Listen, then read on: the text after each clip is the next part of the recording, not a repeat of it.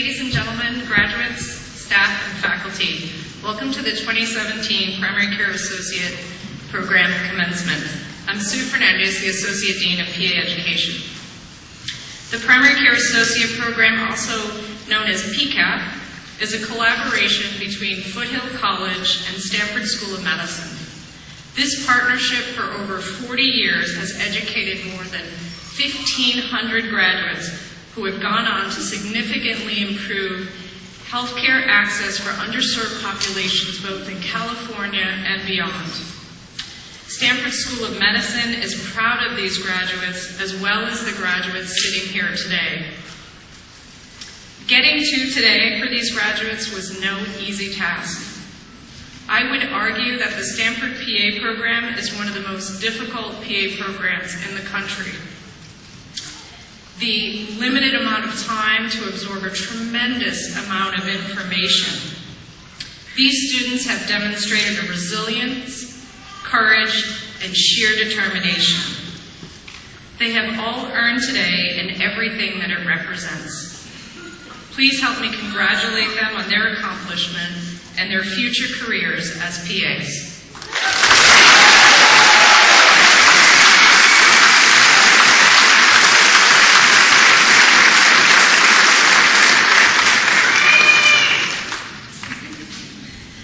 It is my honor to introduce to you today our keynote speaker. Dr. Julieta Gabiola is a clinical associate professor in the Department of Medicine, Division of Primary Care here at Stanford. She specializes in internal medicine, focusing on treating patients with high blood pressure and diabetes. Her passion for medical education and providing health care to underserved populations is palpable. She has demonstrated remarkable resiliency throughout her life, and her determination has not only benefited patients and learners at Stanford, but across the globe. Her foundation, ABCs for Global Health, sets to mitigate disparities in healthcare, improve chronic disease management and outcomes, and to improve access to healthcare for Filipinos, both here in the United States and in the Philippines. She has partnered with institutions in the Philippines in research and health education. She has co-authored an interdisciplinary textbook that provides clinical assessment tools for a wide range of learners, including PAs. One of her most notable achievements is her vision, development, and finally launching the first medical mobile health clinic in Pampanga, Philippines.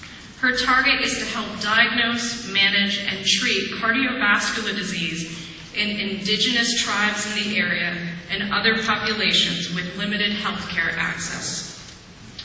Dr. Gabiola is laying the foundation for a remarkable legacy that will have a profound impact on generations to come.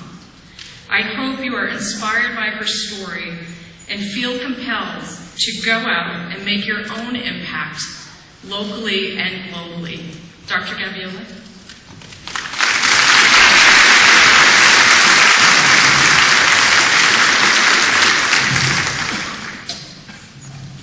Thank you, Sue. I also want to thank the dean, the faculty, the staff who made this possible for our graduates to make it to this nice milestone. Special thanks to family, friends, and significant others who helped support our graduates. Without you, they would not be here today. Good and bad news for you, though. Coming from Stanford School, our graduates will be competitive in the job market. They'll find a job, and they will be able to pay you back. However, you are not done yet. You will continue to be their GPS in their lives. Special thanks to you, graduates, and congratulations to the 2017 Physician Assistant graduates. You made it. So,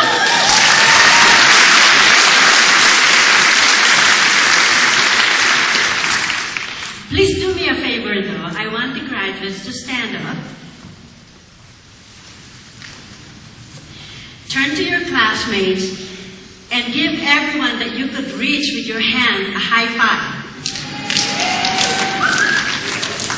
Now you could turn around and look at your family and friends and nod to them, wink at them, wave at them, and smile and give them a thumbs up.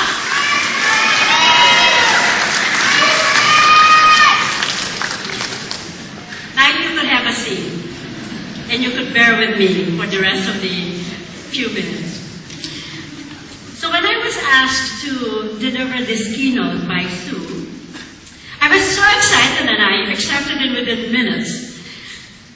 And then fear and anxiety set in.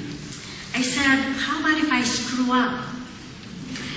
So my good friends, as friends do, they gave me all this advice. Oh, look at YouTube. So I said, well, that's a great idea. So I went and looked at YouTube, and guess what I find? All the celebrities, Robert De Niro, Oprah, all the CEOs, government officials, Nobel Prize winners, came to view. And guess what happened to my self-esteem? It plummeted. Almost reflexively, I wanted to pick up the phone and say, Sue, on second thoughts. And then I was thinking about what I could say to just bail out from it. Then I heard my father in my brain and said, oh, Julietta, you could do this. You know, my father was my earliest cheerleader and critic, and he did critique me so much. I started life in the Philippines as the second youngest of 10 in a very, very poor family. I am a Filipino-American and a single mother of 2 wonderful children. I am a physician who started my medical career as a nurse. I have been a dreamer in my life, a dreamer with a lot of determination and a roadmap in my hand. Many of those dreams have come true. Some I'm still working on, so I'm not done yet.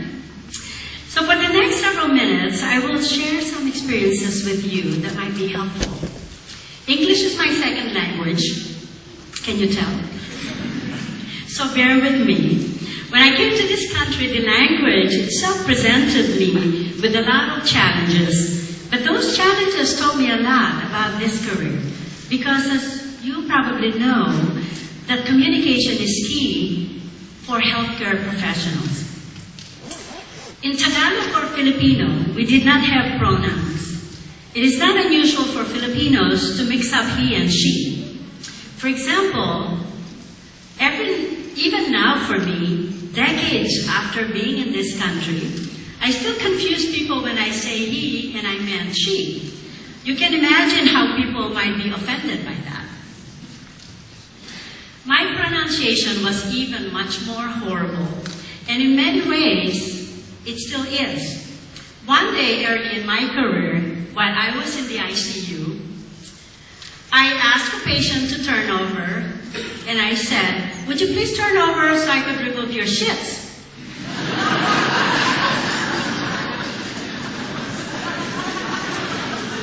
He looked at me swearing bloody murder, and I said, I did not shit in my bed. And I said, I'm sorry, but I did not say that.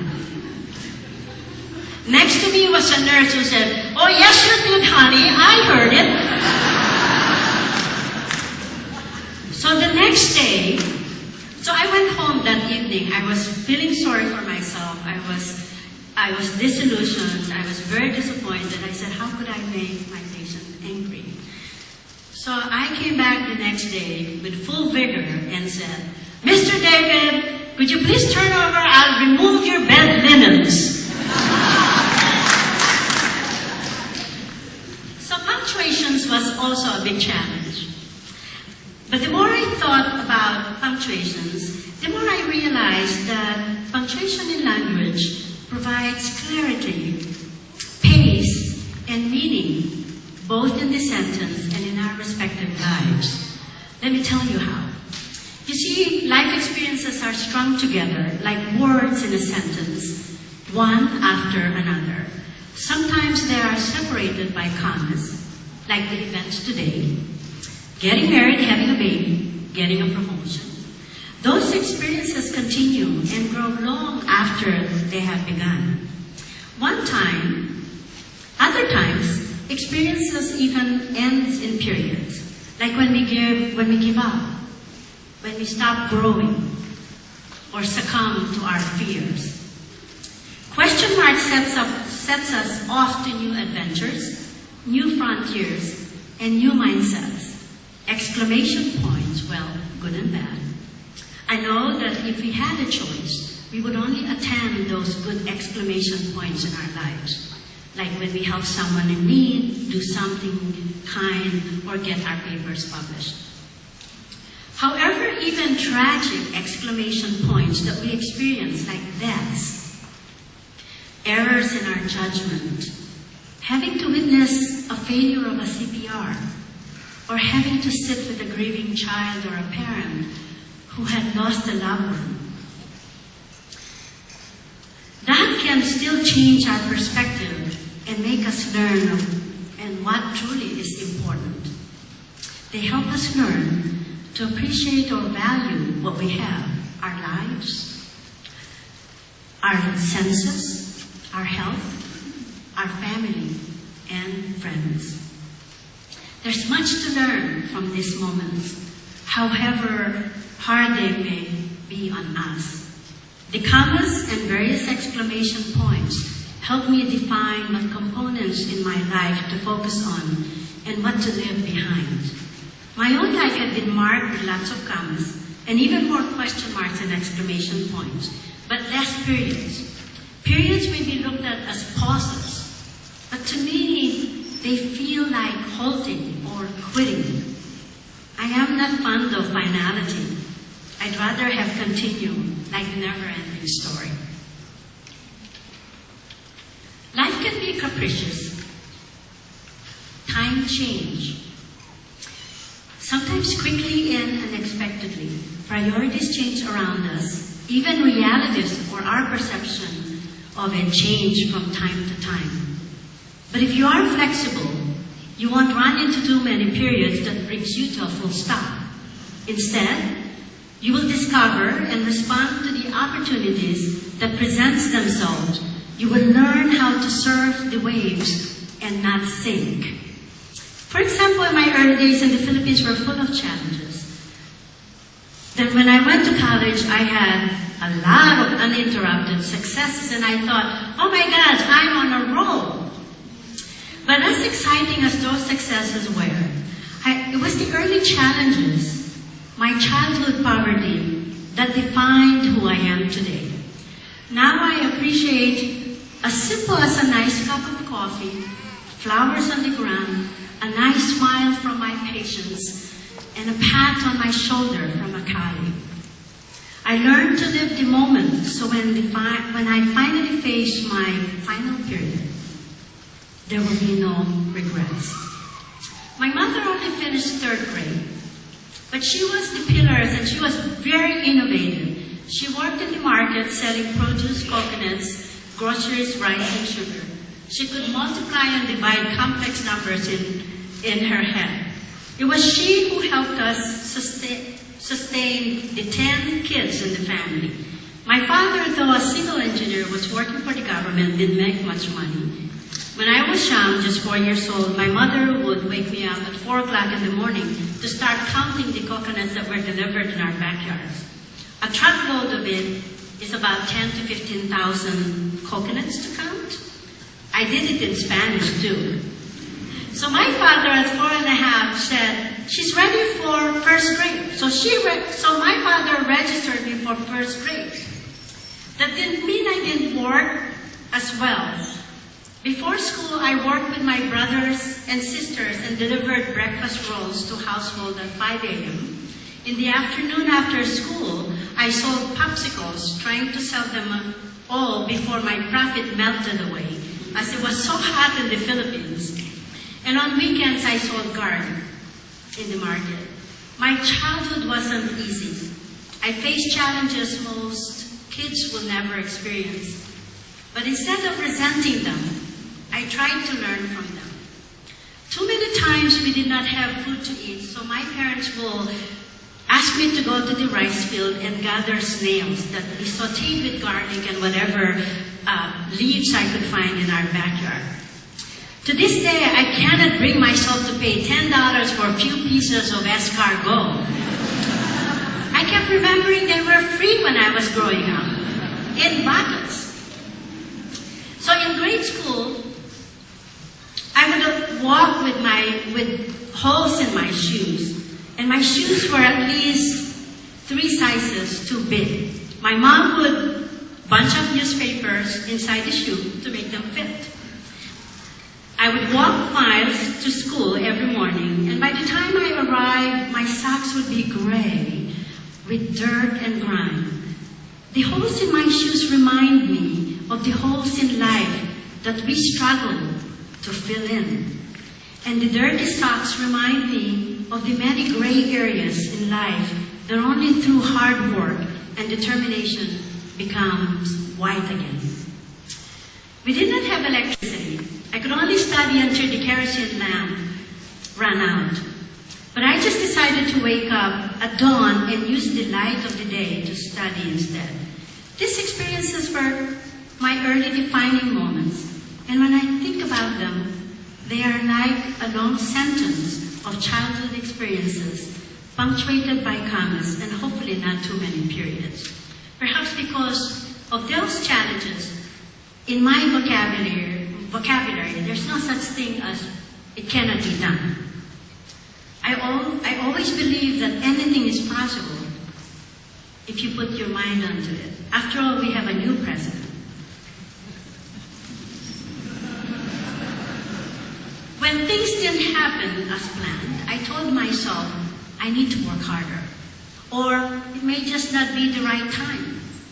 And even now, in situations where I cannot do anything about it, I drop it and I say, that's life. The ability to fight hard when it matters, but let go when it doesn't, perhaps has had more to do with the success I've had rather than any other quality I might have. Many things in my childhood taught me to be flexible, resilient, and believe in myself. And I want that for you as well. Because you will encounter setbacks. I knew at an earlier age I wanted to pursue medicine. Most of my friends and family said, how? I witnessed my parents tell my older brothers and sisters that there were very limited resources to college. Their schooling were frequently interrupted. Some of them finished college, and some lost interest. I committed then that I will finish college and more. I was a dreamer full of determination with a roadmap in hand. I managed to convince my parents to pay for the first semester in nursing and guaranteed them that I would get scholarship for the rest of the 5 years of nursing, and indeed finished at 19. Those early challenges helped me become who I am today. They shaped how I faced adversity. I worked full-time as an ICU nurse and went on to do my pre-med full-time. I tried to do that as well when I was a medical student, but I encountered my first failure in histology exam, so I had to make several adjustments. When I finished college in nursing, I was offered a faculty position, but I turned it down. My dream was to go to the U.S. and study medicine. It wasn't clear at the time on how to do it, but I made it to the U.S., eventually went to medical school, and it was not a straight line trajectory. There were few detours and disruptions. Several years ago, I was asked to contribute a chapter to a book on leadership published by the Filipino Women's Network. The book is titled Disrupt. I like the title.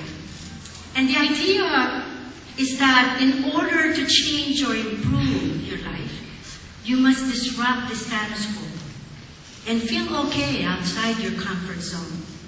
That chapter outlines my life in the Philippines and in the United States.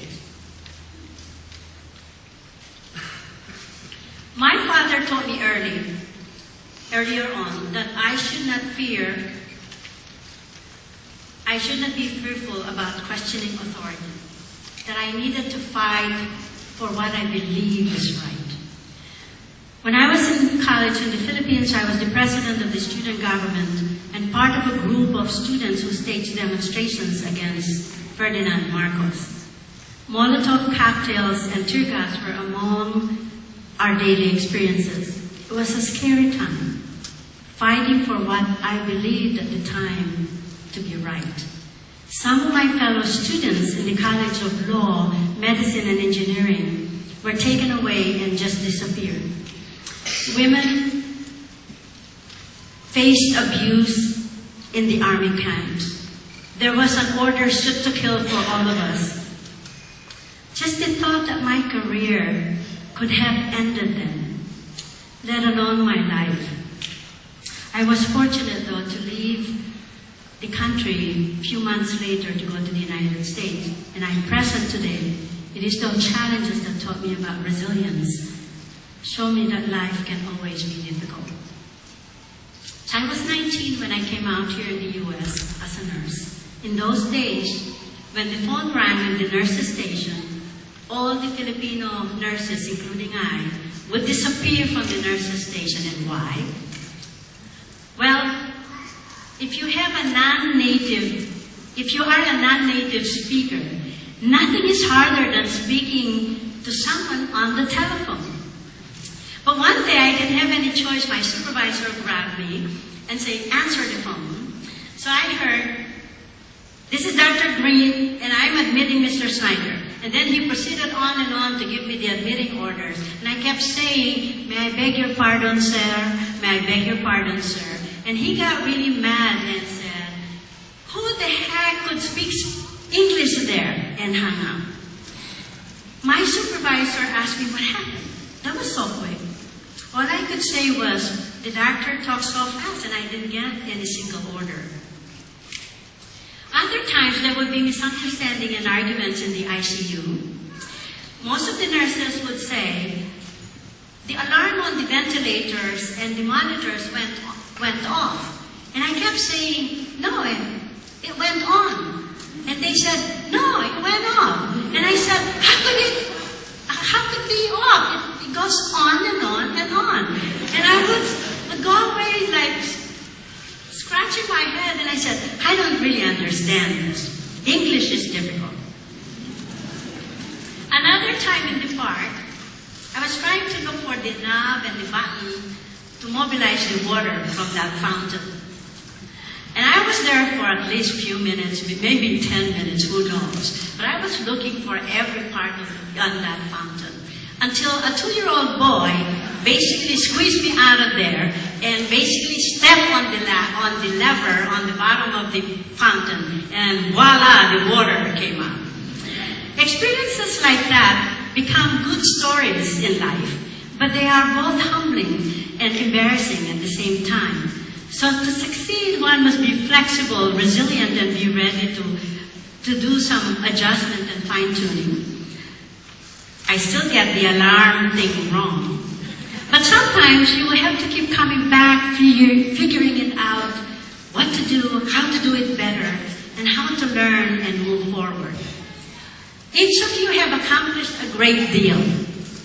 You have your own special stories. Many of you are paramedics, EMTs, nurses, phlebotomists, MAs, with thousands of clinical hours and phenomenal life experiences. You are here today graduating and entering a continuum of lifelong learning. You will be scared frequently. You will question your abilities, and you will read up-to-date times and time again to just validate that you are currently thinking correctly, that you're planning a correct diagnosis and management. Or you may show a colleague a rash that you had seen many, many, many times, but you're still not sure, and you have to be absolutely sure. You will have a lot of disappointments.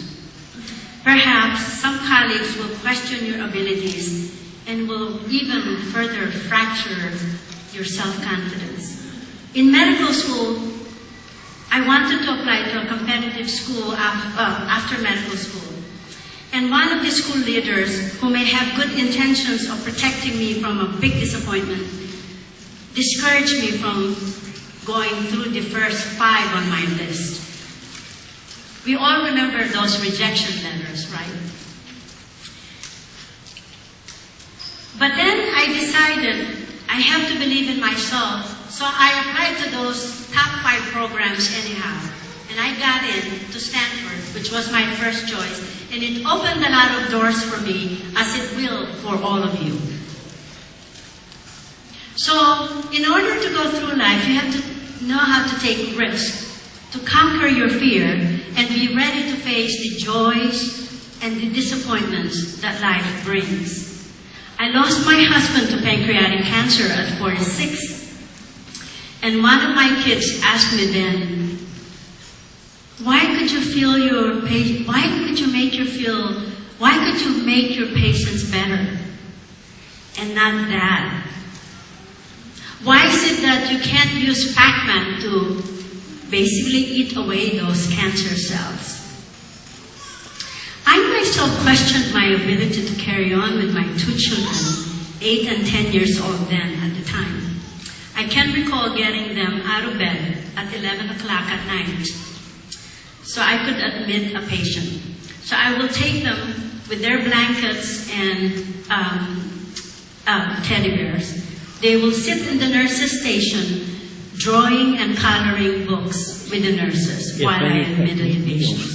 And there were so many times that I would ask parents to take my daughter home at halftime in soccer, so I could go the second halftime to my son's game.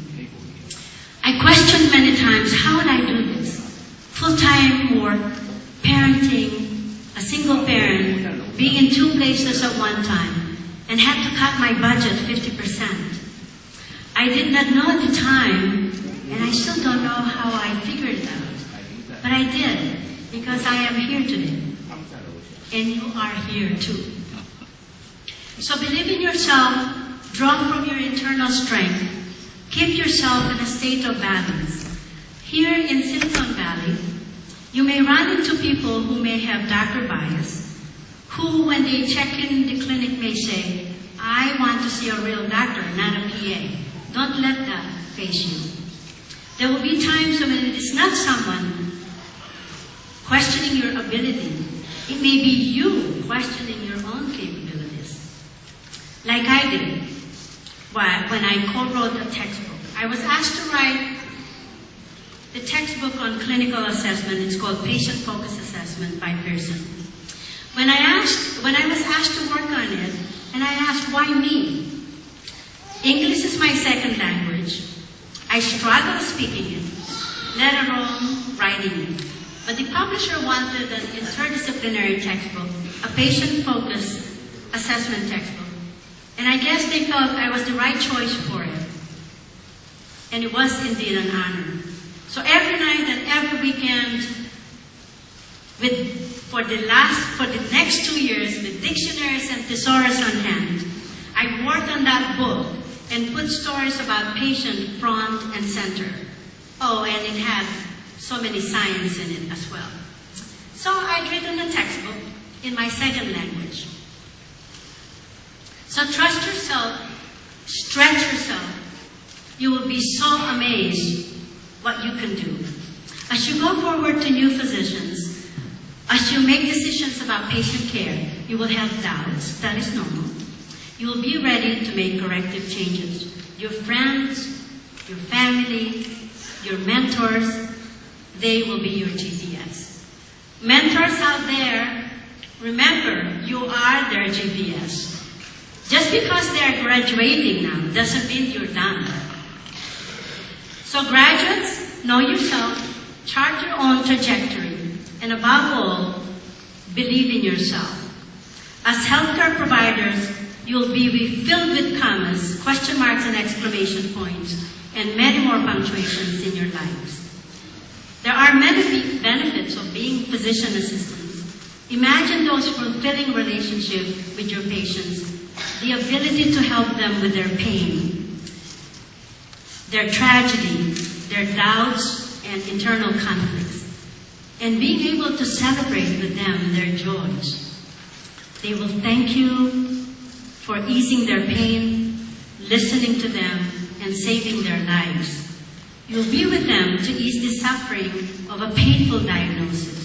Even those moments of silence and shedding tears will be cathartic to them. You can tell them that they will be able to enjoy their graduation, their bar mitzvahs, and celebrate their 50-year golden anniversary. Patients and parents and people will trust you to help decide for them. They will tell you their intimate secrets. You will beam with pride when your students look at you in awe. Oh my God, she or he knows all of that?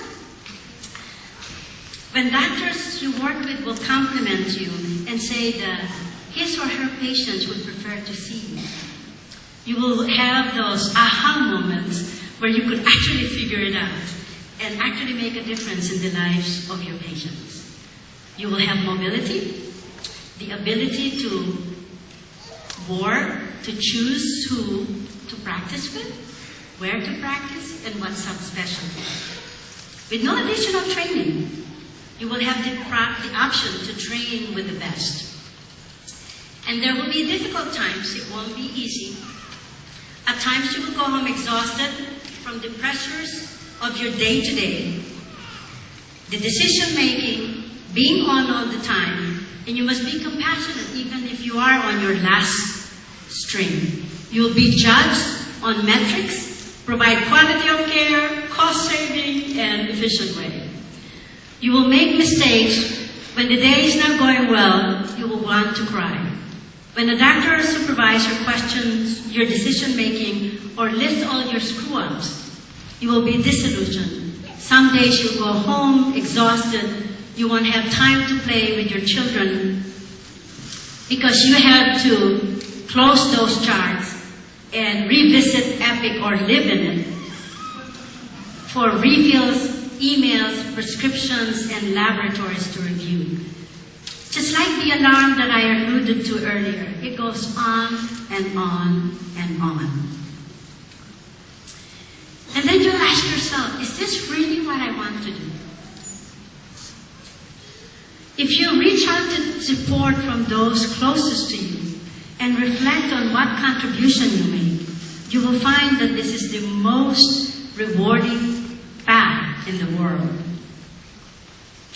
Even some of the most difficult times, like a failure of a CPR or having to tell a dying patient or family that there are no more options for them, there are also exclamation points in life that show us our physical limits, but not our emotional ones.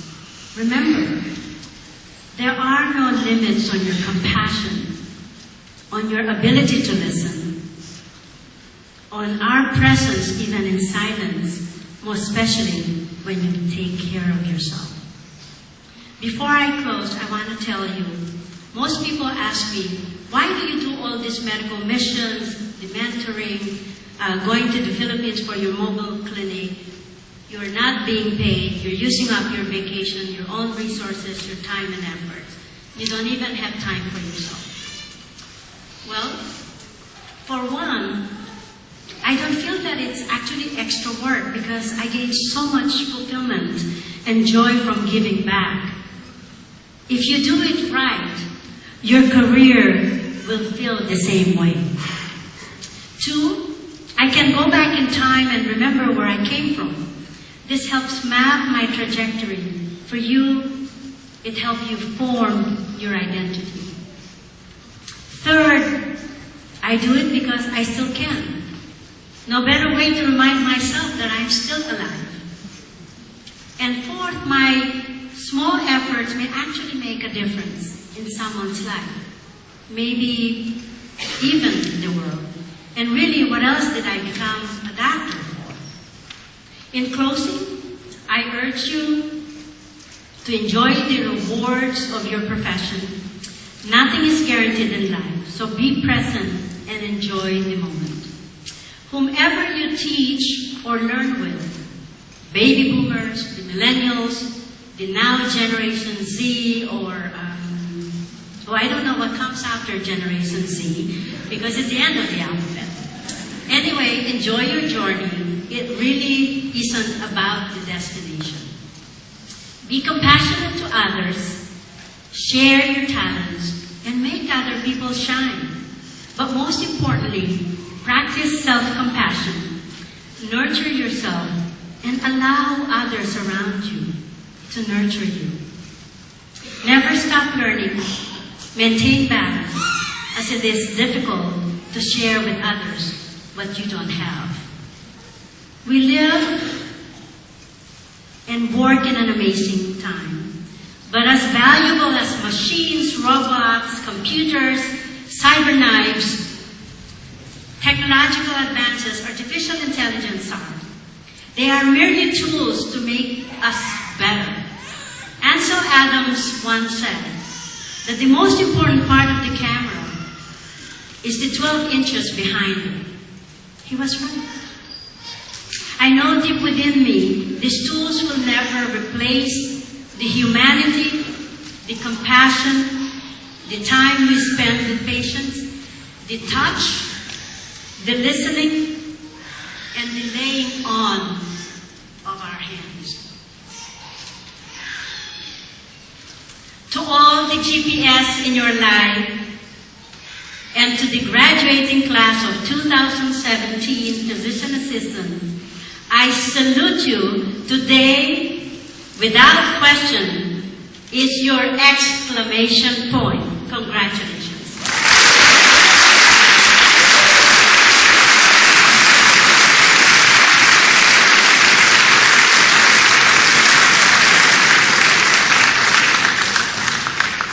Thank you, Dr. Gabiola. That was incredibly inspiring.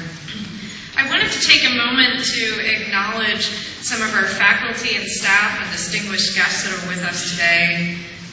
Educating PAs would be not possible without them. So when I read your name, if you wouldn't mind standing up.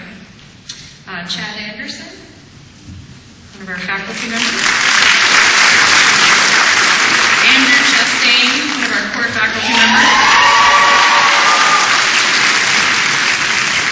Dr. Daniel Furtado, our pharmacy instructor. Camille Gordon, one of our core faculty members. Lucinda Harahoka. Courtney Nelson. Kendra Patton.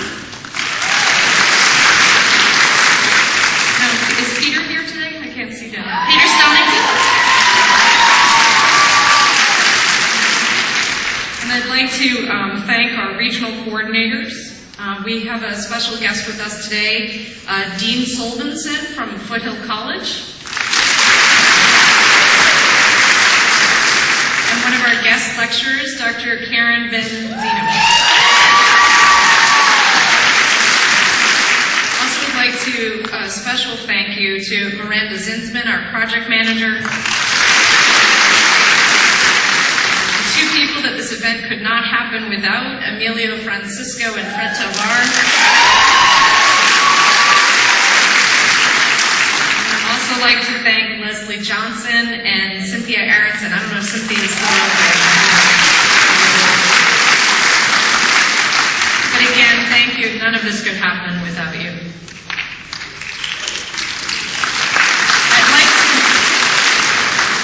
I'd like to invite up Brian Chen, who is going to be our first speaker.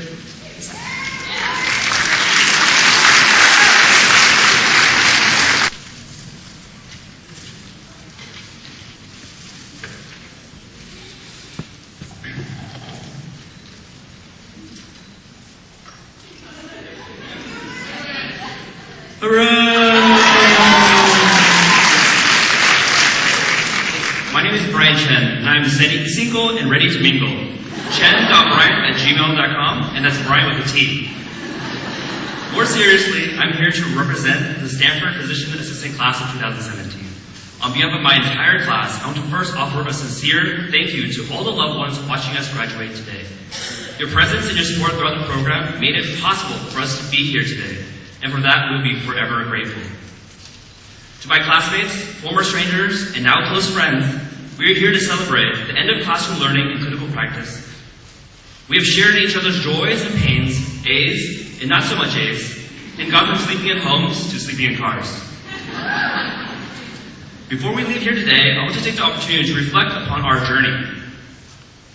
Together as a class, a community, and as friends. I remember it was like yesterday when I received a call from Stanford. Bryant? Yes, I answered, hopefully, nervously, anxiously. Your application is incomplete and we're missing paperwork. Oh, okay. And that was the start of the PA school.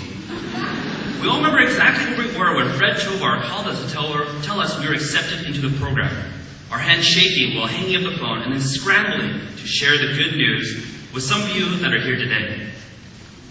After excitement and screaming died down, we quickly realized we signed up for 2 years of voluntary poverty by going income free, with short hair, don't care. We're going to Stanford. The first day of orientation, we were eager and excited to meet the people in our class. We had no idea that by the time we left, we would be like family. Starting out, classroom time was a large portion of our learning. Sitting for incredible amounts of time and absorbing incredible amounts of information became the norm. With the few free moments we had, all of us would reach out to our loved ones for support and encouragement. And if it was 4 in the morning, our fellow classmates would have to do. We would encourage each other, saying, "We're going to get A's! We got this!" Never mind, we just want to pass. Sticking together, we made it through the classroom portion, and after our white coat ceremony, we started our clinical rotations. The thought thrilled us. We had just learned as much as we could, as fast as we could, and now we were armed and ready to search for obscure, rare, and exotic diseases. The search for zebras. What was most certainly phantom leg pain turned out to be a sprained ankle. The scary little red dot? Petechia? Red Sharpie. And diabetes insipidus? Of course, a slight thirst. Clinic was tiresome, and every day we attempted to achieve what we desired most, to not embarrass ourselves. Once about OBGYN rotation, I was interviewing a patient and became so nervous, so hot, and was sweating so much, the patient asked me if I was okay.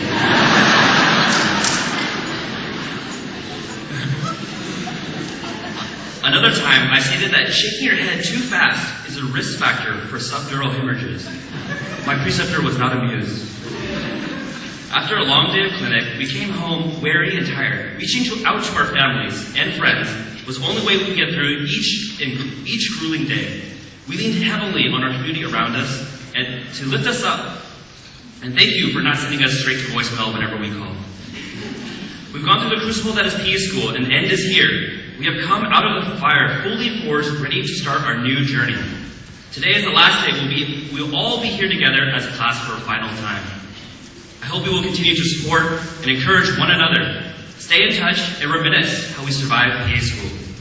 Let us set the standard high of what a good PA should be. And most of all, let us give back to those who have supported us by supporting the next generation of providers. Let us inspire others to see the power of medicine and see the change in people's lives. Teachers, lecturers, and preceptors, thank you for equipping us with solid medical knowledge and sharing with us your own personal experiences for our benefit. Thank you for your time, wisdom, and especially your patience.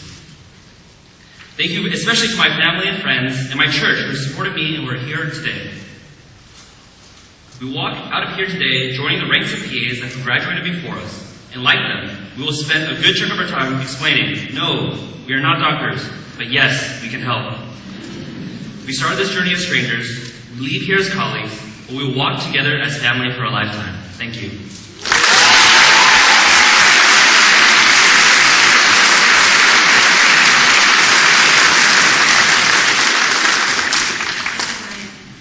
I'd now like to introduce our second student speaker, Priscilla Priscilla Laberge-Inda.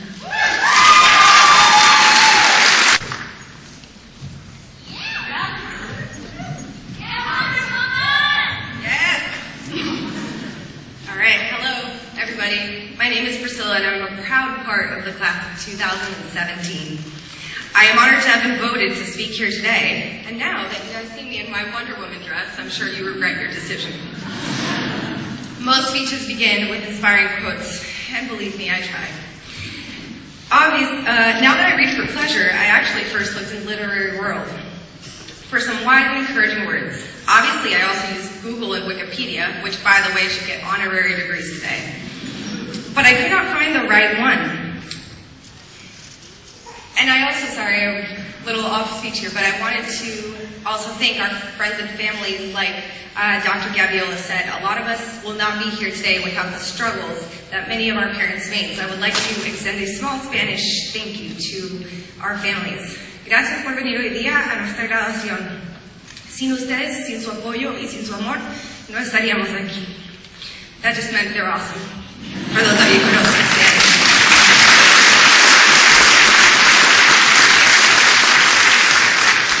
So I drove my small niece, she's about 8 years old, down the 405 from Los Angeles to the OC, and then that took a short eternity, much like PA school, while listening to Disney sing-alongs, and suddenly it came to me.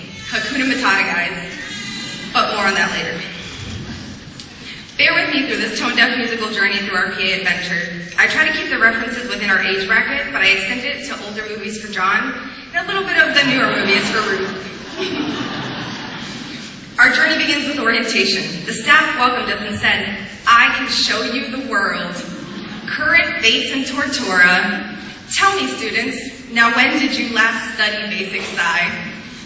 Most of us panicked, but we went back home, and all we could think is, oh, I just can't wait to be a PA, just like the Little Lion King.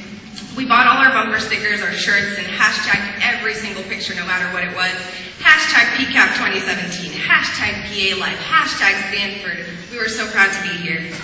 And then we showed up bright-eyed and bushy-tailed to PCAP day one. Hi-ho, hi-ho, it's off to study we go, with flashcards, books, and Red Bulls and MacBooks. Hi-ho, hi-ho, hi-ho. We studied, we held our chins high with all the things that Office Max can provide to us. Inhabited dining room tables, coffee shops, and even dungeons. Who does that? We armed ourselves with all of the knowledge that we could grab from every single source. After midterms and finals, we realized what we had gotten ourselves into. And then the staff probably looked at us and thought, you poor, unfortunate souls. In pain, in need. So, we changed our tune a bit. A sense of urgency became very clear. We really needed to study a lot more. And so we went, Cinderella, day and night, it's PCAP, really. Study farm and study core med, and oh, don't forget your basic science. Cinderella, do the quizzes, Cinderella. They're due Sunday, it's no longer fun day. Oh, and don't forget Medley. Thank you, Leslie. This went on for months, lecture after lecture, quiz after quiz, OSCE after OSCE, quarter 1 to quarter 7. Our lectures were world class.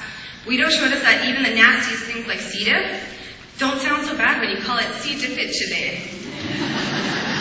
He taught us all about the mechanisms of each medication in ways that we could understand. So he would say, so this guy eats this guy, and then mamma mia, infection gone. Then we had a distinguished diplomat clarify what kind of formulary we were to see out in the world, Dan. In a great speaker fashion, he would actually sugarcoat that this medication doesn't really do a thing, into this medication has not been shown effective in the clinical practice, with a smile on his face. Our skills instructor spent hours listening to our questions and about special tests that even the people who made them up couldn't answer. Peter had the patience of a saint and answered every single one of these awful questions, while Drew encouraged us with the same tone that Ben Stein would. Camille had some good advice too. She liked to tell us all her hippity-dippity, everything will be fine, and somehow we believed her because of the smile on her face. Fred and Leo also somehow guided us through planning everything that we needed to be at and everything that we are today. We hit clinic and we started to think, look at this stuff, isn't it neat? My education's gonna be so complete. Wouldn't you think I'm the PAS? The one who's got everything? Look at these patients, diagnosis I'm told. How many wonders can one patient hold? Giving report, you start to think, oh, no, they've got everything.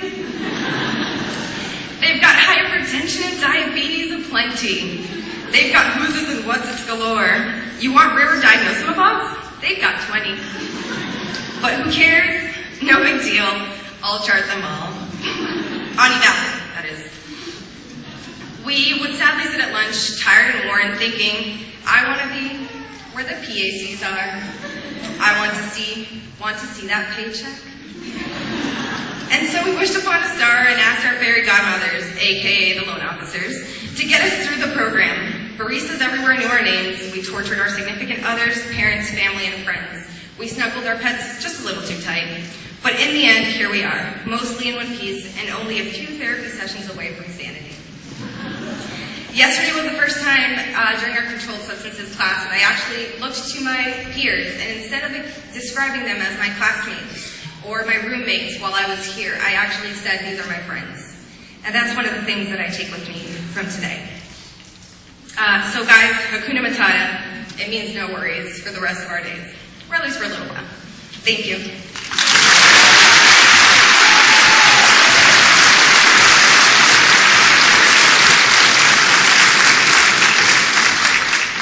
Thank you, Priscilla. And now I'd like to introduce Lisa Cabin, who will narrate the Class of 2017 slideshow.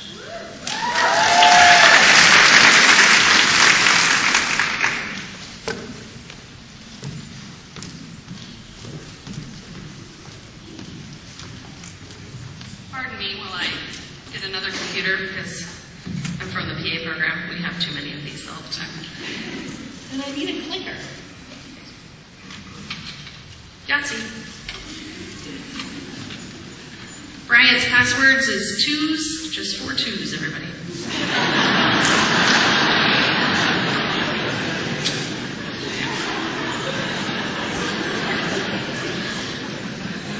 Okay, a little nervous. So, the point of this slideshow is to bring light to the experiences your loved ones had during PA school. I think Bryant and Priscilla did a great job of that. I'll try to do my best with pictures. I can't believe we're all here, sitting in Memorial Hall, waiting to graduate from nursing school. From PA school. Aileen's like, wait, I already did that. I don't want to do it again. Today I'm going to tell you a story about telomeres. What is a telomere, you ask? Well, according to Wikipedia... Oh, this isn't working, I'm sorry. Wait for it.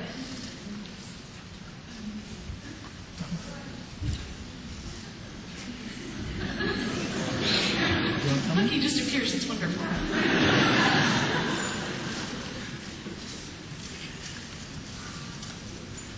Oh, there he goes. This is it.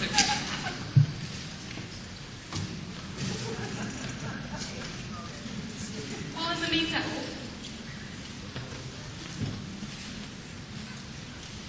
I'll tell you what a telomere is. I have a slide that says according to Wikipedia, and then we don't use Wikipedia. According to Stanford Lane Medical Library,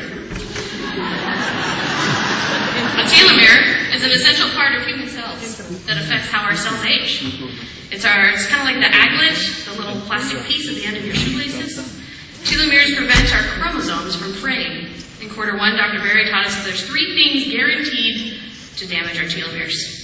Number 1, lack of sleep. Number 2, stress. And number 3, inadequate nutrition. Thus, our journey of telomere destruction began on June 29th, 2015.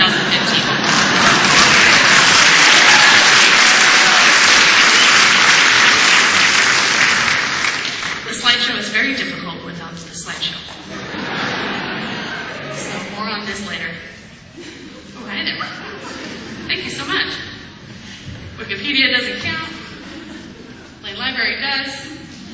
Let's just recap. There's a telomere, aglets, shoelaces. We're all on board. Okay?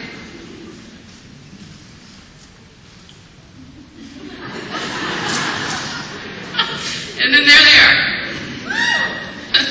There we were, scared, confused, bewildered.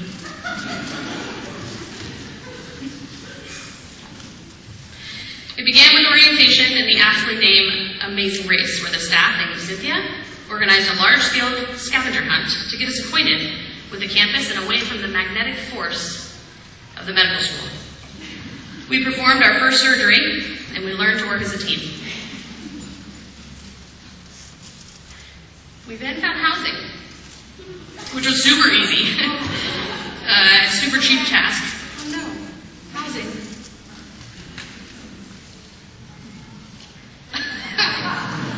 We then found housing, which was a super easy and cheap task. Palo Alto is known for its affordability and ease of driving. Some people lived in boats, some in trailers, some in cab overs, and some in Priuses in the A parking lot. And then it got hard. We began studying day and night, and if this slide doesn't make you want to vomit, I don't know what will. This was the point where we pretended like it was easy to shower. And then we would call family, but the moment Mom popped onto the screen, we just started crying uncontrollably. Thanks for putting up with us during this time.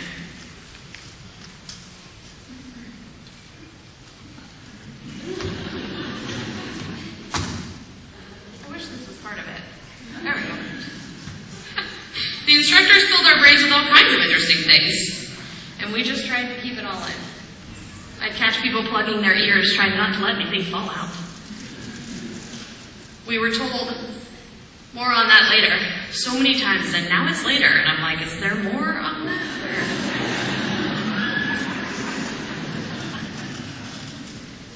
We studied hard. Diagrams, study groups, tears, fears, fears. We could go on. And we got to know each other really, really well. I can only speak for myself, but I was astonished by the amazing brains in this class. We have an eclectic bunch. A stone-cold pack of weirdos, if you will. But they're all amazing, amazing people. We worked in the cadaver lab. We used 3D images on the world's seemingly largest iPad. We reconstructed the body, and John found his love for 3D glasses. We learned the name and the exact, thank you, Drew, position of 206 bones in the body. And then there was Gilboy. Gilboy, are you here? No, we would know. He taught us to get down that rabbit hole and grab those fluoroquinolones. Open your minds. Do you understand what I'm telling you? And then we learned from our fellow students.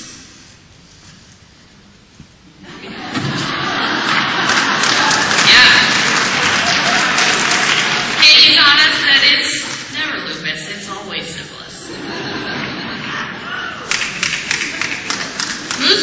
Muesli taught us how to take notes. Nope. Muesli taught us a while ago how to take notes. There she is. You clap now. Yeah, Muesli. She taught us how to take notes. And if you ever wonder where Muesli is in a classroom, there she is. Just dropping pens all day long.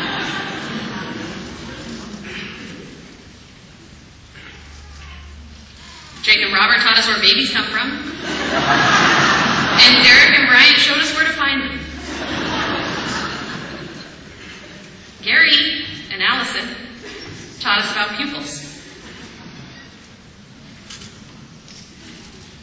And Helen and Jake taught us how to line dance. They were trying to teach range of motion, but it turned into a beautiful dance. And then on Wednesday afternoons, everybody feared lab day. We had the pleasure of practicing on each other. Each lab day, you'd hear at least one student say, wait, do I have that? Is that a positive? Oh man, I don't have insurance right now. We stared into each other's eyes, trying to find more telomeres. And our class invented the infamous Stanford sheet scarf.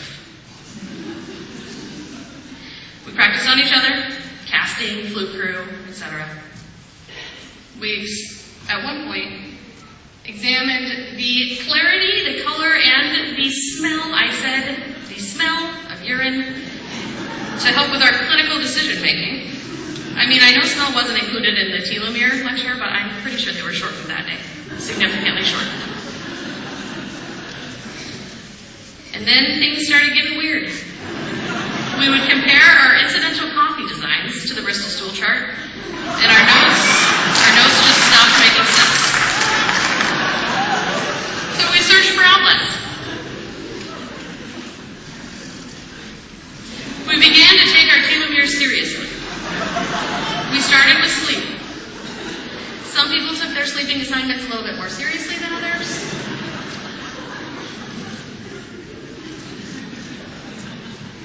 There shouldn't be this many slides. We're convinced that Ricardo, by far one of the smartest students here, learns by osmosis.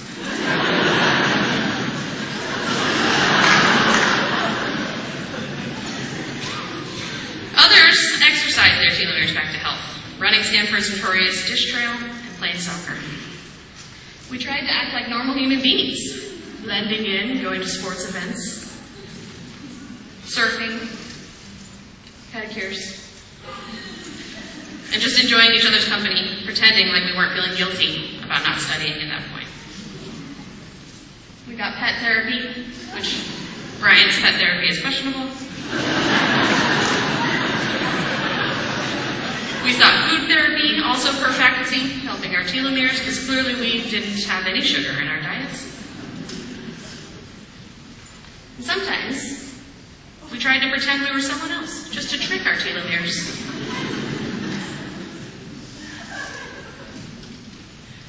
And we pretty much became pro at volleyball. Stanford was actually going to make us an official competing team, but we had to study, so we said no. I'm pretty sure Allison's finger will never be the same. And about halfway through boot camp, when we were feeling particularly defeated, the class came together. We began to think of ways to get involved in the community and give back, to look at the bigger picture. We became involved, and it felt good. It started with the 5K Run for Docs. And then on the weekends, groups of us would volunteer at the Lucille Packard Forever Young Zone to hang out with children and teens and help them in their recovery process. We put together a blood drive and donated life. And we organized a stylish ugly sweater / ugly sombrero Christmas party. And now I know what you're thinking. How do those horrific outfits help the community? Well, in order to come to the party, you had to bring gifts for patients admitted to the Lucille Packard Children's Hospital. And we got a lot of gifts. We had a blast, and we donated some serious toys and gift cards. Several members of the class competed in challenge bowls, killing it against other well-known colleges. I mean, they didn't actually kill it. They saved it, whatever. And in the meantime, we sutured everything. Pig's feet, lemons, dog toys, zucchinis, each other. I'm kidding about each other.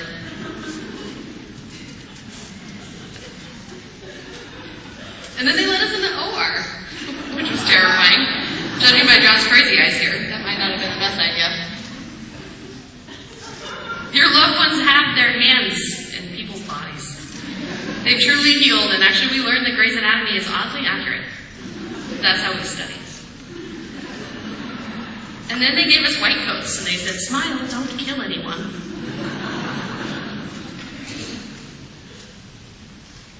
We felt like we were on top of the world. We were also so safely secluded in our little student bubble. We don't have that anymore. We're going out into the big world, and we can no longer go into a scary situation and yell, "I need an adult! I need an adult!"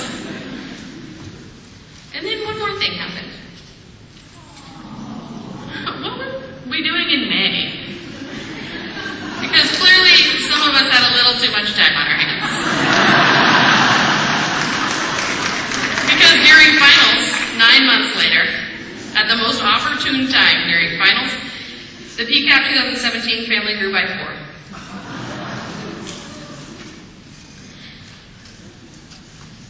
So, this is where HIPAA prevented us from taking any more photos, so I tried to find the perfect ending slide, but we're in it, right here. So I'll end with a message to my classmates, the graduating class of 2017. Don't be afraid to be micro-ambitious. For our entire lives, we've been 20 steps ahead. We've been working hard to get to this point, accepting challenges and asking what's next. We have made it. Now, I challenge you to be mindful. Take time to know your patients' names, fit your stethoscopes into your ears, and find solace in hearing a heartbeat and lungs expand. Trust what we've learned. Cherish the 15 minutes you have with your patients. Trust your medicine, and look at each patient like a blank canvas and paint your own picture. I know that macro ambition will eventually take back over because we are who we are. We're graduating from Stanford. We are doers, but in the future, when you're all conquering the world, I encourage you to dabble back into micro ambition and mindfulness and live in the moment. Congratulations.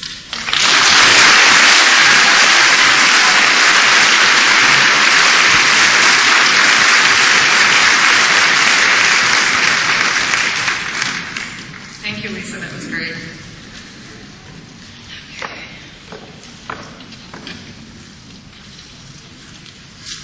So next, it's my honor to present our Preceptor of the Year Award. This award is given to a clinician who trains our PA students during their clinical rotations. As many of you can attest, there are few rotations more impactful than the emergency room rotation at Pioneers Memorial Hospital in Raleigh, California, just 20 minutes from the Mexican border. The curriculum, intensive shifts, and the pace and complexity of patients makes for an amazing clinical experience. On the front line and behind the scenes, this individual ensures that our Stanford students are first priority and have a tremendous learning experience. We are so lucky to have this site and this preceptor for our students. In appreciation of all that she does, we would like to honor our very own Stanford PCAP graduate, Ashley Brennan, as Preceptor of the Year.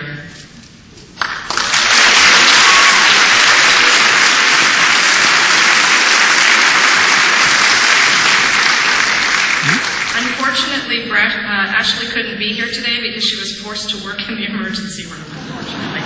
But we notified her of the award, and she is truly honored and sends her best wishes to the graduates. The next award is the Director Award. This award is selected by the PA Program Director to acknowledge an individual who has made a substantial contribution to the education of PA students here at Stanford. I only stepped into the leadership role for the PA program 6 months ago, but I have been aware of this individual's exceptional clinical skills as well as her growing passion for medical education. I first knew her as a student and now as a faculty member. Although this is an award given by the program director, the program leadership team received numerous emails, phone calls, and messages from the class of 2017 asking us to recognize this individual. I think this individual is destined to be a nationally recognized leader in PA education, and the PA program here at Stanford is committed to do everything we can to make that happen. Our 2017 Director Award goes to Courtney Nelson.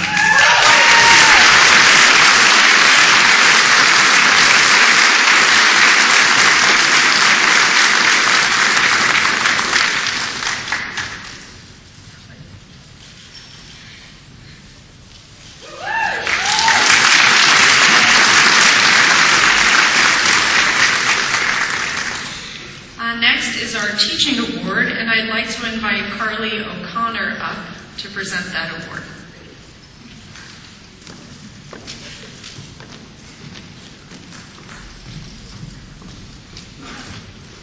Well, it looks like a whole lot more people when you're up here. So, it is said that great teachers lead with both their heads and their hearts. The Mary M. Wallace Educator Award serves to recognize one exceptional mentor amongst the multitude of brilliant minds that us Stanford students had the pleasure to learn from. We have chosen an educator for this award due to their fundamental commitment to our success. A teacher that reinforced through personal stories, treated students as valued colleagues, and whose passion for priming fresh PA minds is indisputable.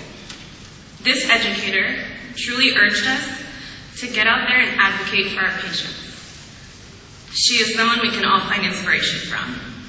This award has been chosen by the PCAT class of 2017 to go to Dr. Karen Manzino.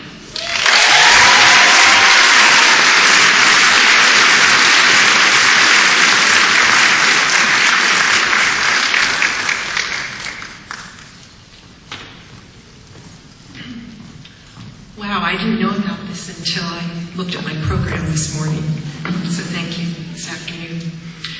I just want to say a few things. First of all, I believe in all of you. All of you.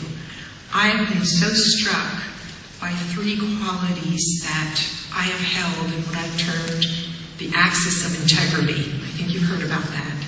The clear mind that's open to new knowledge and clear thinking, the open heart, that free ability, capacity for compassion, and that groundedness to be here in the moment, to be with your patient. There's nothing that I value more than that direct experience as a clinician, and you have all shown me that you've got it. I can't thank you enough. And I also want to acknowledge at this moment a collaborator with me through these 7 years that I've taught here at Stanford, and that's Dr. Valerie Berry. She collaborated with me, supported me. We put our heads together on how to best support the welfare and the teaching of all of you. So I'd like to put it on to her.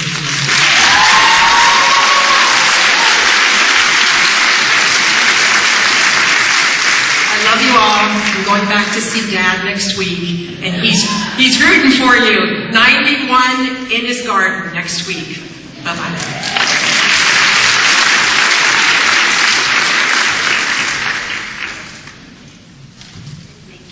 So I'd like to now introduce the next award, the person who will be introducing the next award, Lisa Kevin.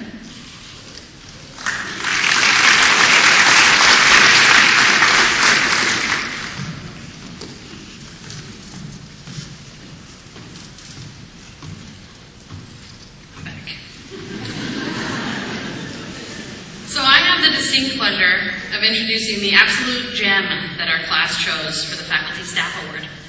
A million thank yous would never be enough. She's a power woman, brilliant, kind, efficient, and selfless. She would respond to our anxiety-loaded emails efficiently and seemed to be the fairy godmother there to fix all of our problems. I can honestly say I don't think there was a time that I saw her without a smile on her face. She does even the small things with great passion and leads by example. Best yet, she empowers the students. So the class of 2017 is forever grateful for the time and the commitment that she has dedicated.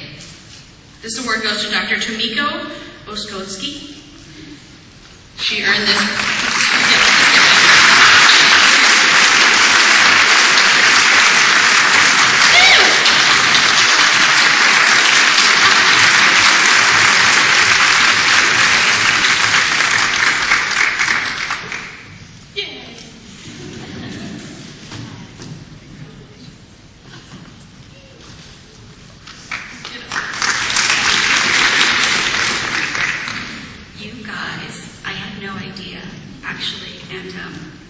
Thank you so much.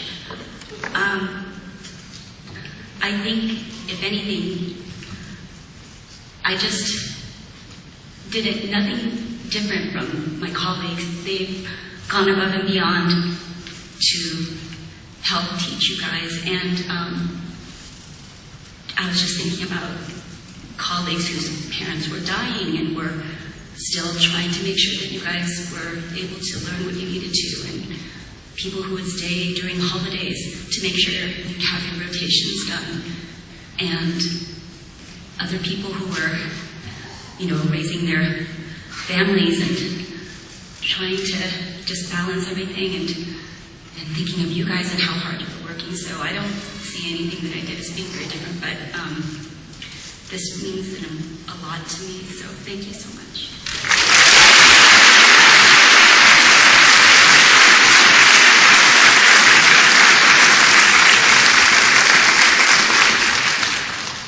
Presenting the next award will be Yanni Wong.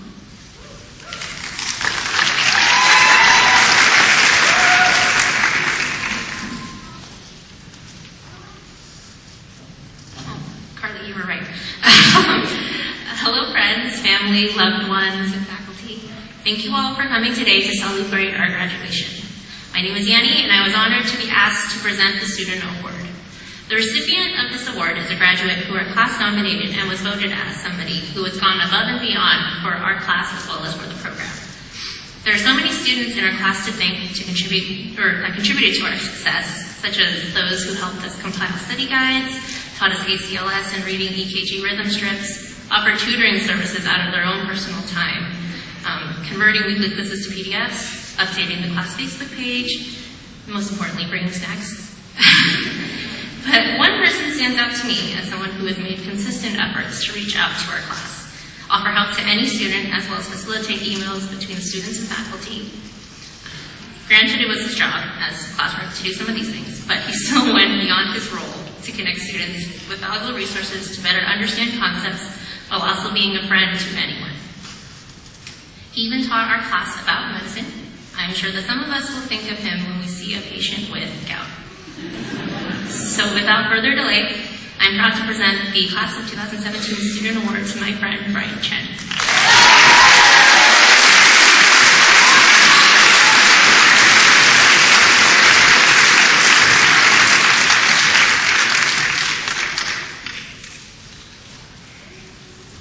Just want to say thank you. It's been an honor and a privilege to serve you guys. Thank you.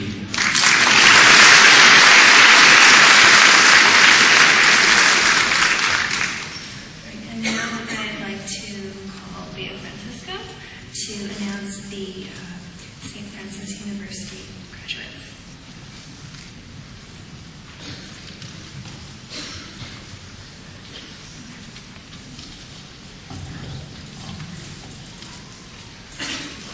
Good afternoon. My name is Leo Francisco, and I am the Student Services Officer for the PA program. And today I will have the honor of introducing the St. Francis Masters of Medical Science graduates, also known as the MMS program. A unique part of this program is that not only do the students receive their physician assistant training through us, but there is also an option to receive a Master's of Medical Science degree through St. Francis University, which is located in Pennsylvania. The program director, Dr. Deborah Budash, could not be here with us today, but has sent a short video to congratulate and recognize the MMS students.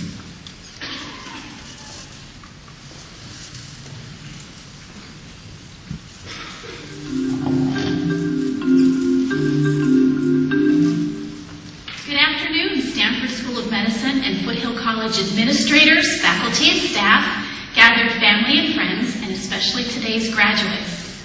I'm Dr. Deborah Budash. I'm the program director of the Master of Medical Science program at St. Francis University. St. Francis University is the oldest Franciscan institution of higher learning in the United States, and we are located in the hills of West Central Pennsylvania. Our MMS program partnered with the Stanford School of Medicine and Foothill College Primary Care Associate Program in 2006 to provide physician assistant students in these programs the option of earning a master's degree upon completion of their physician assistant studies. To date, there have been in excess of 350 MMS graduates from the Stanford Foothills PA programs. My purpose in greeting you this afternoon is to recognize the accomplishments of 30 of the assembled graduates who, while completing their PA clinicals, also completed their MMS coursework. This additional graduate-level coursework was done online and included the following courses: research methodologies, advanced pharmacology, clinical applications, and a master capstone course where the students identified an unmet clinical need and created an evidence-based program to meet that need. I would like to recognize the accomplishment of all of the graduates honored today, thank the students who enrolled in the MMS program, and personally welcome you as a new member of the SFU alumni community, and thank the Stanford School of Medicine and Foothills College for their 11 years of partnership and for allowing me to greet you in this manner today. Congratulations to the graduates and your families. We at St. Francis wish you every success as you go out into the world to make a difference. Have a great day.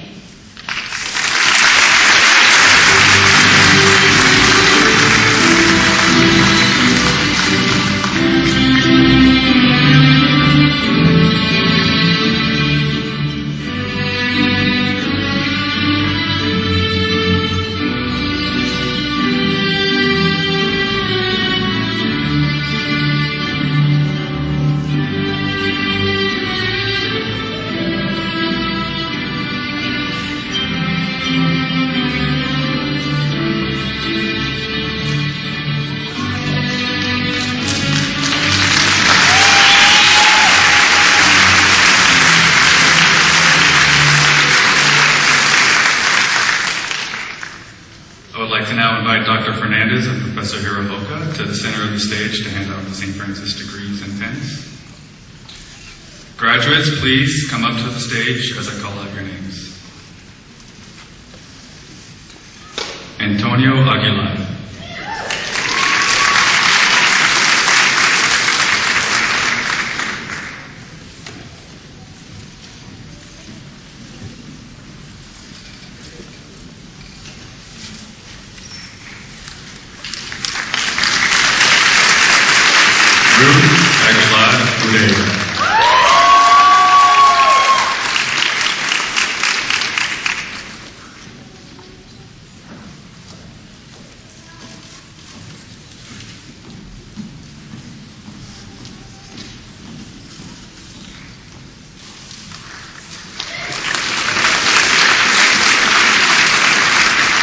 John Powers.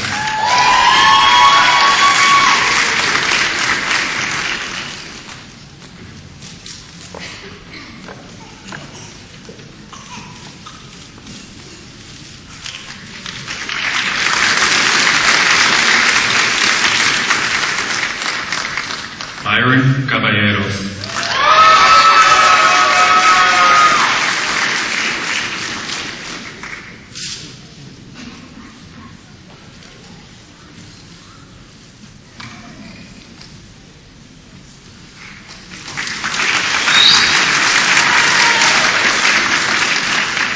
Gilberto Canseco.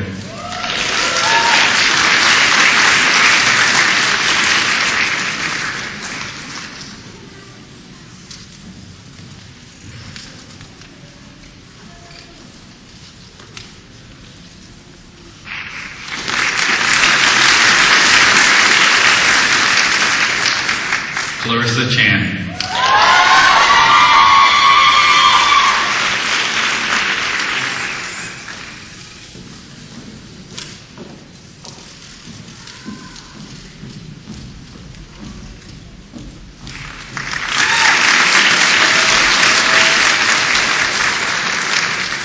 Ricardo Flippen.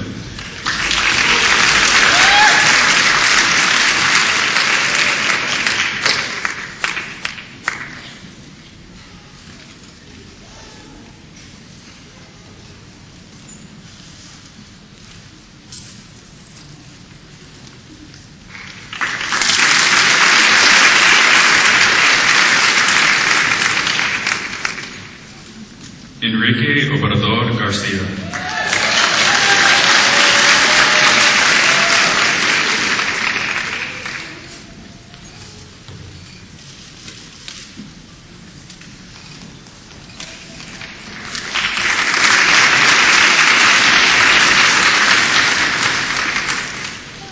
Stephanie Garcia.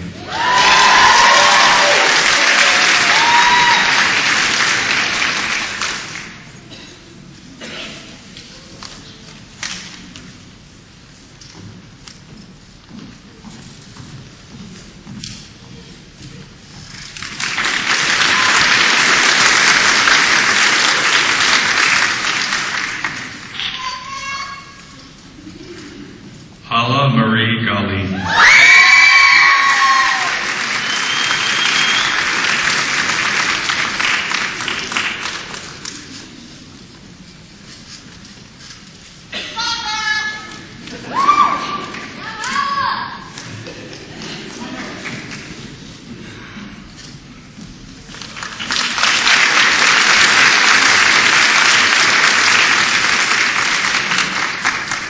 Sasha Hall, who could not be with us today. Kate Ellis.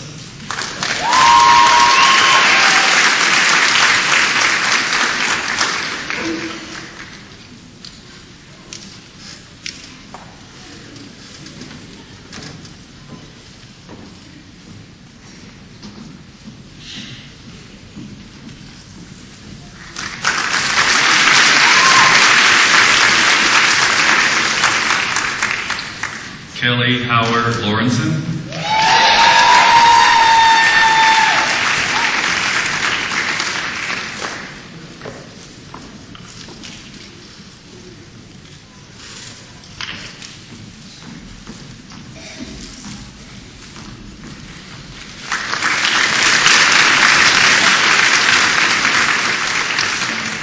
Julie Hunt.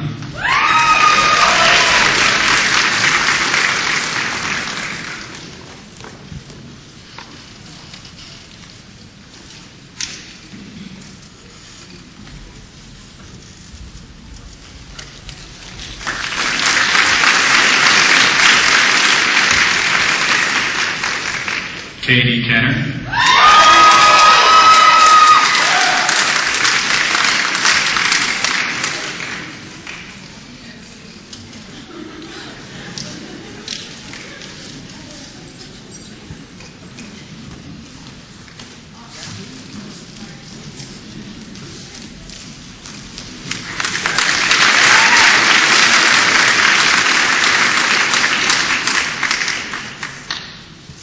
Erica Capode.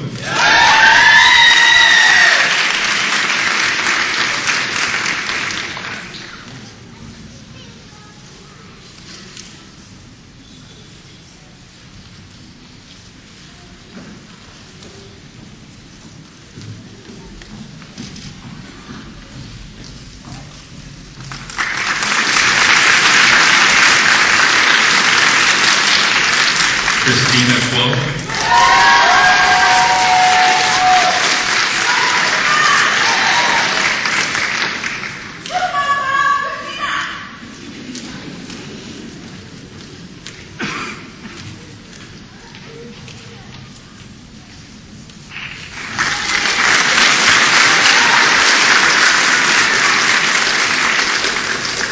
Vincent Lieras.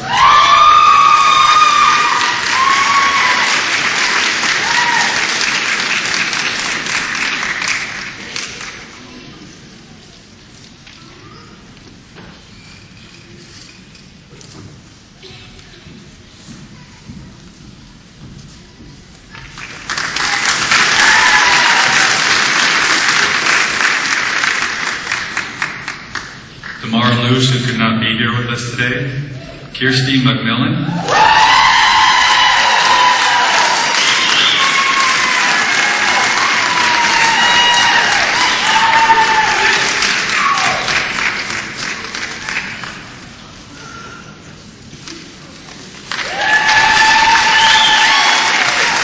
Yi Con Nguyen.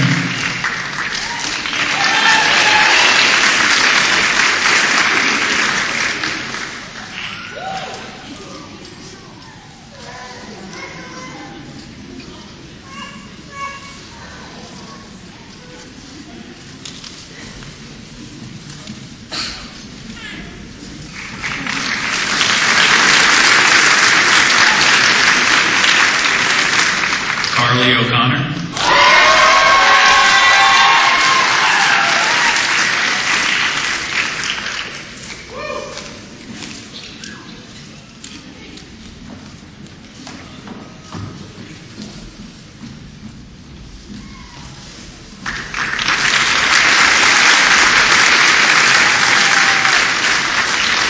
Derek Olzak.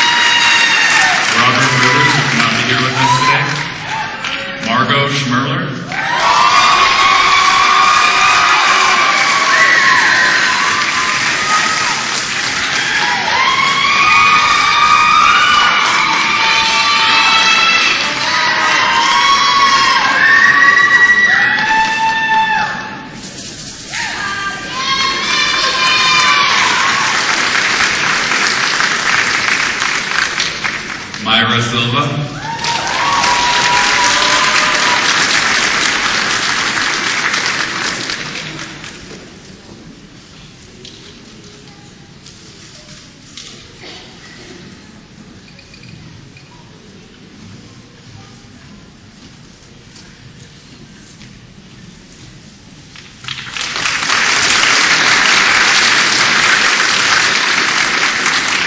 Morgan Surface.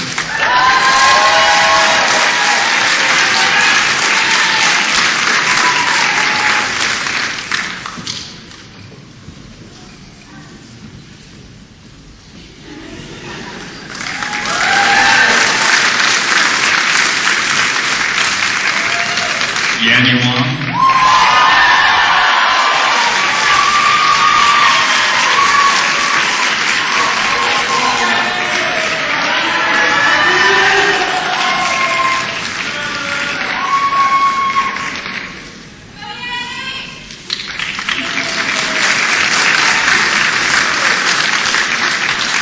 Thomas Young.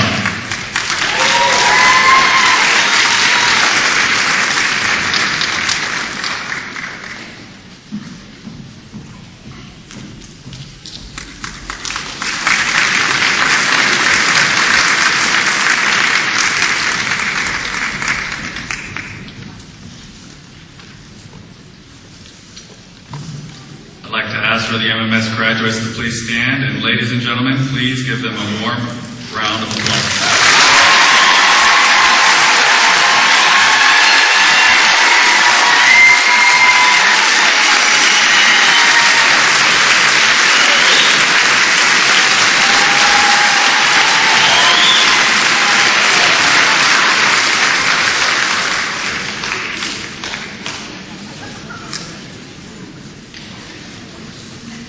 Congratulations, St. Francis graduates. I'd now like to introduce the Gilroy High School Chamber Singers.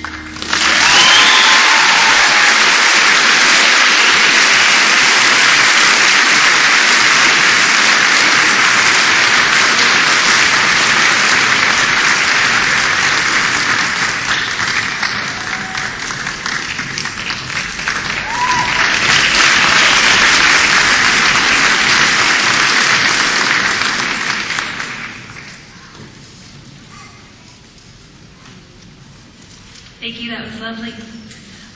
Before I call the graduates to the stage to receive their diplomas, I'd like to recognize 3 students graduating today in absentia. And they are Sasha Hall, Damara Lush, and Robert Rivers.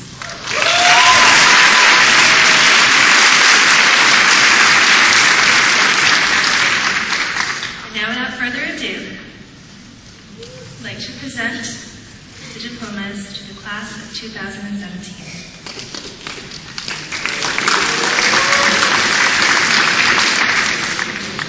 Antonio Aguilar.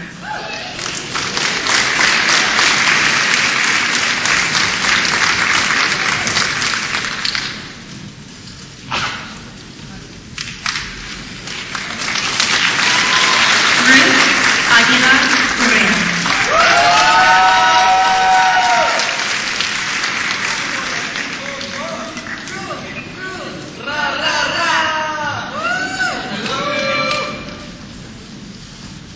John Bowers.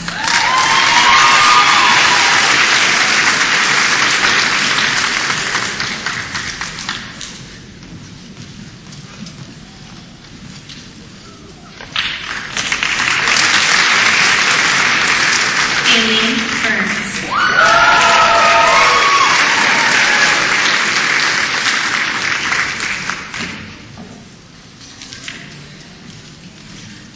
Byron Caballeros.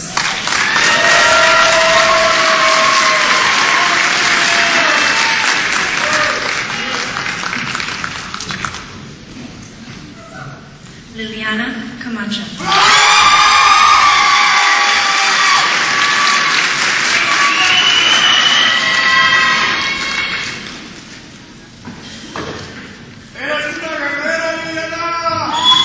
Eliberto Canseco.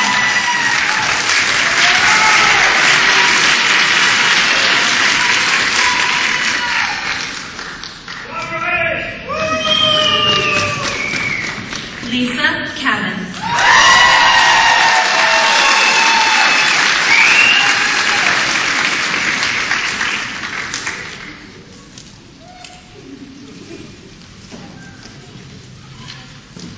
Clarissa Chan.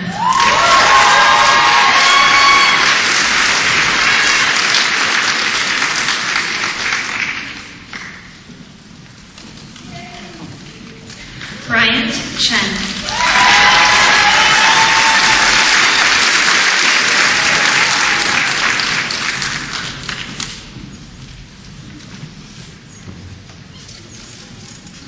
Musli Chahati.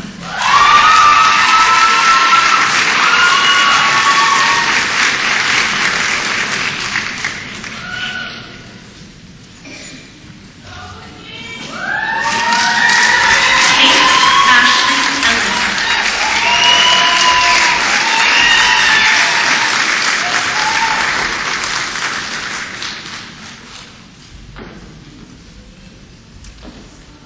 Ricardo Flippin.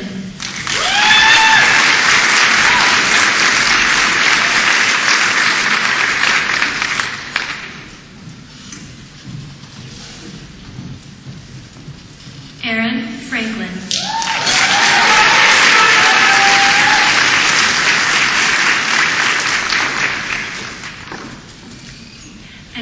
Enrique Obrador Garcia.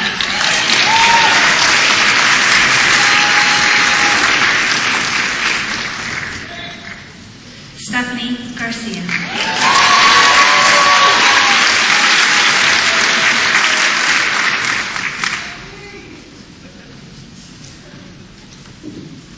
Hala Marie Gali.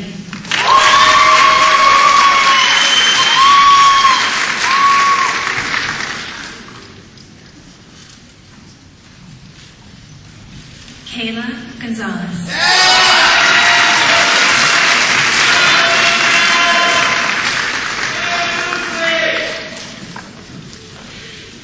Kelly Howard Lorenzen.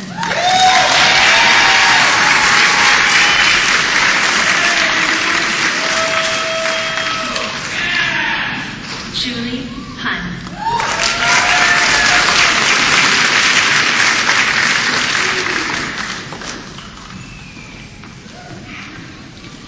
Katie Kenner.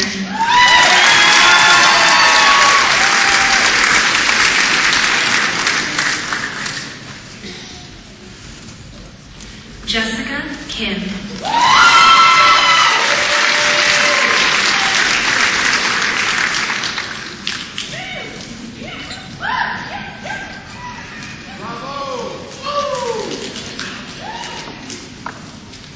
Erica Kafode.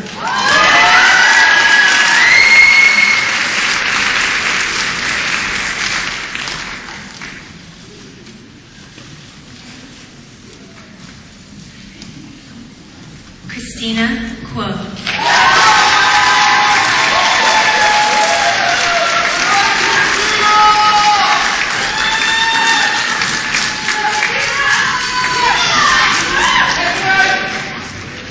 Priscilla LaBerge Inman.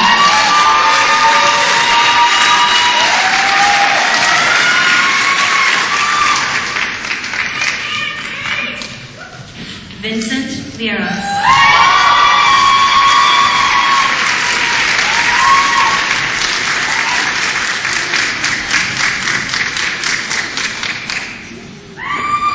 Kirsty McMillan.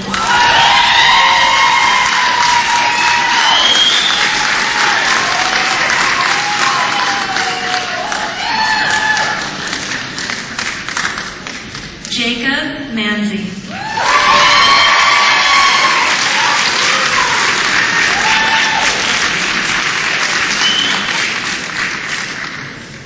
Igor Melnik.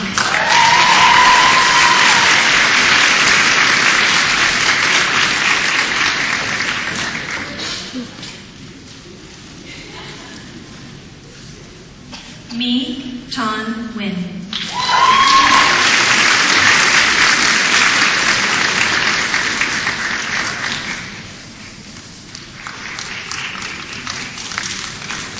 Carly O'Connor.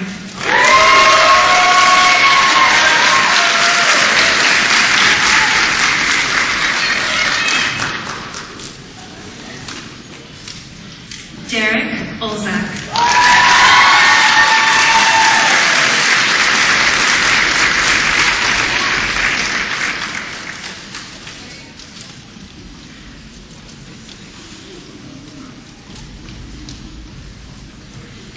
Bradley Pace.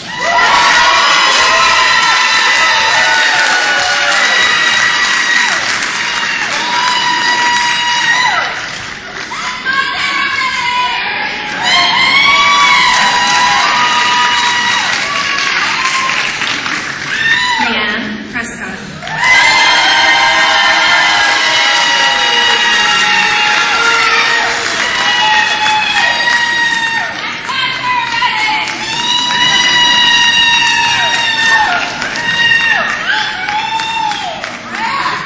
Allison Ryan.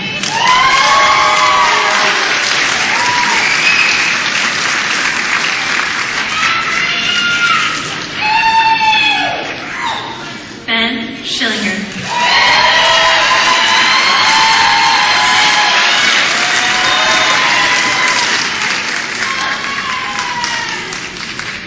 Margot Schmerler.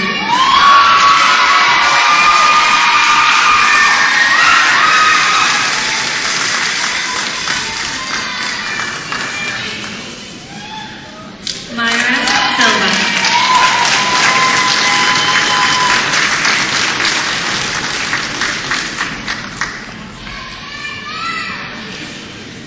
Morgan Surface.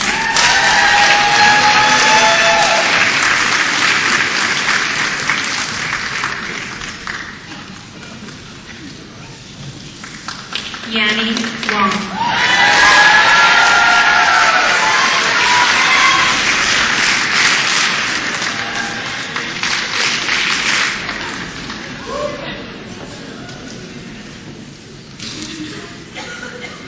Thomas Yaw.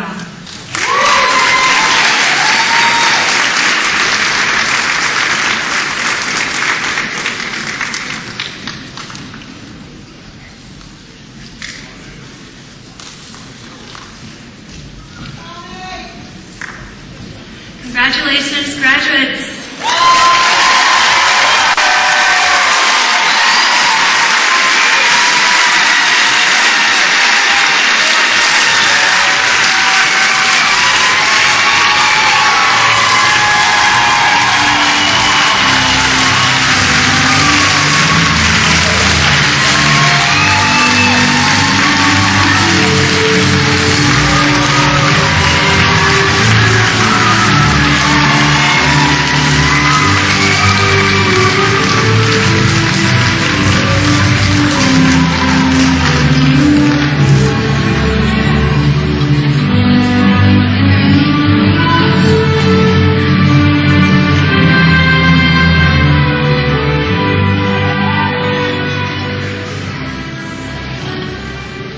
Hello.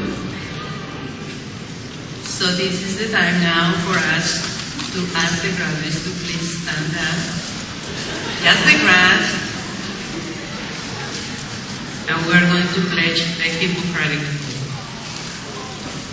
I believe you have a copy of it so you can follow. So I swear to fulfill, please repeat after me, to the best of my ability and judgment, this covenant. I will respect the hard-won scientific gains of those physicians in whose steps I walk, and gladly share such knowledge as is mine with those who are to follow. I will apply, for the benefit of the sick, all measures which are required, avoiding those twin traps of overtreatment and therapeutic nihilism. I will remember that there is art to medicine as well as science, and that warmth, sympathy, and understanding might outweigh the surgeon's knife or the chemist's drug. I will not be ashamed to say I don't know, nor will I fail to call in my colleagues when the skills of another are needed for a patient's recovery. I will respect the privacy of my patients, for their problems are not disclosed to me, that the world may know. Most especially, I must strive with care in matters of life and death. If it's given me to save a life,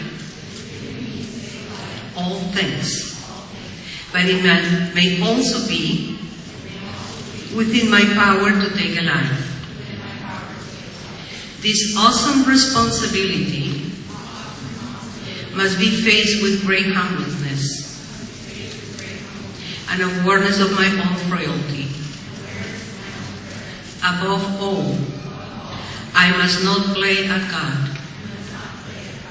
I will remember that I do not treat a fever chart,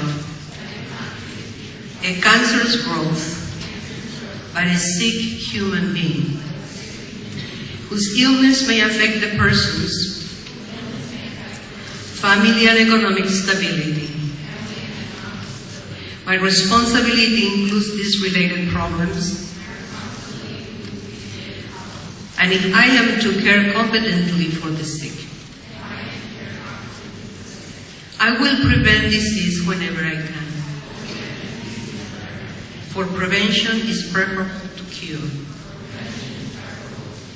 I will remember that I remain a member of society with special obligations to all my fellow human beings. That the sound of mind and body, as well as the infirm. If I do not violate this oath, may I enjoy life and art, respected while I live, and remembered with affection thereafter. May I always act so as to preserve the finest traditions of my calling, and may I long experience the joy of healing those who seek my help. Congratulations, class of 20.